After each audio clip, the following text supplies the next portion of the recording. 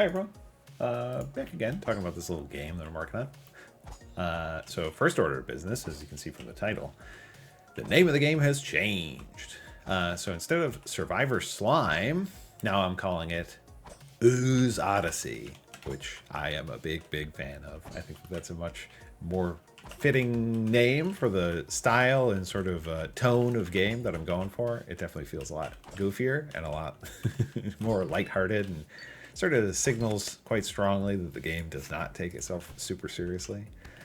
And I think it fits quite a lot better. And so, yeah, it sort of fits the aesthetic, and it also sort of fulfills some of the stuff that I want to achieve with it in terms of market fit, where there's some other games that maybe sort of use names quite similar to Survivor Slime, and we want to make sure that this game is distinct. And so Ooze Odyssey, I think it's great. I think it's quite funny, different, and definitely sends strong signals about the type of game, right, in terms of how serious it's going to take itself. And so some of the other stuff that I've been working on lately, been doing a little bit of work on this environment, just sort of piecing together tiles and sort of learning how the different pieces that I've sort of built up work best together.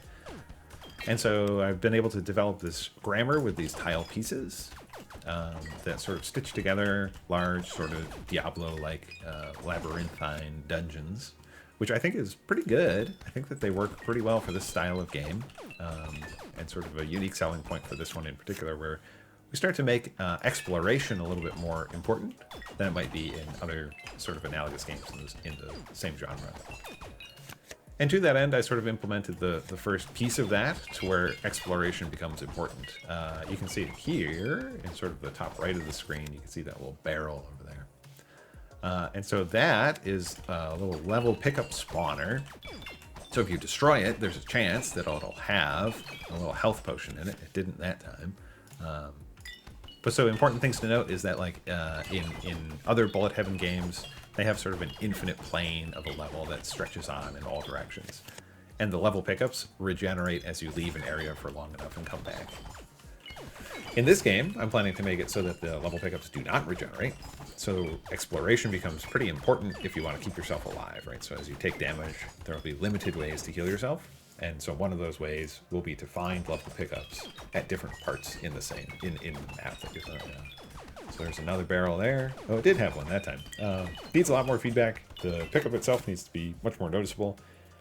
There needs to be audio feedback and visual feedback that you got it. So other than my health bar went up. So improvements there for sure that we need. But so that type of thing, right? We definitely want to do more of that. I also want to lean heavier into the fact that you're an amorphous, goopy slime. So I want to have rewarding things in the level for exploration and sort of moving around quite a lot. So yeah, let me know what you guys think about exploration. Like, what would you like to see in terms of features or things in levels that would sort of reward you for exploring? In terms of improving this tile set, I also started to integrate a little bit of lighting. So you can see these torches every once in a while. They're casting some nice dynamic shadows from all these characters in the scene. They're looking quite nice. Sort of adds a little bit of ambiance to the room. Still quite a lot of work to do to flesh out these rooms and make them feel more like a place rather than just a room. Definitely want to give the idea that this space was used as a function. So lots of work there for sure. Other work that's been going on, I improved the slime material a little bit, so it sort of scrolls with you as you move. So it's quite satisfying to see the sort of surface of it roll as you roll. And then it also has a nice little swirl function on it, inspired by some of the shaders for some older classic games like Quake. Used it for their water, sort of that swirl on the surface there. But yeah, let me know what you guys think about how things are looking. If you'd like to move in one way or another, I would love to hear about it. I'm open to all feedback for sure. If you guys have in mind like weapons or things that you would like to see in a game like this, I would love to hear about it. And to that end, I plan to sort of formalize some of that process in the future, right? So I definitely want to get my loose plan right now is to try and get the game into a state where I can start accepting wish lists this summer. So I would love to get it to the state where I have a nice trailer, some very good screenshots, the UI all sort of first pass, the aesthetic end of it all sort of first pass. So when you look at a screenshot of the game, it's representative of what you'll play in early access, which would be the next step of it, which I definitely want to hit sometime this fall. I would love, cross my fingers, to be able to hit that by Halloween of this year, 2023. So about 6 months.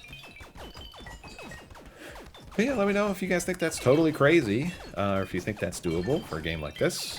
Sort of get enough content and enough stuff to do to keep people interested in early access, and to be able to, like I say, formalize some of that feedback structure to be able to get focused eyes on it, to be able to start to move the game in a direction that people that are fans of this would be happy with and like to see more of.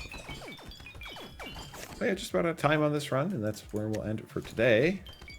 Let me know what you guys are thinking in the comments below. I would love to hear all of your feedback. So thanks so much for watching, and we'll catch you in the next video.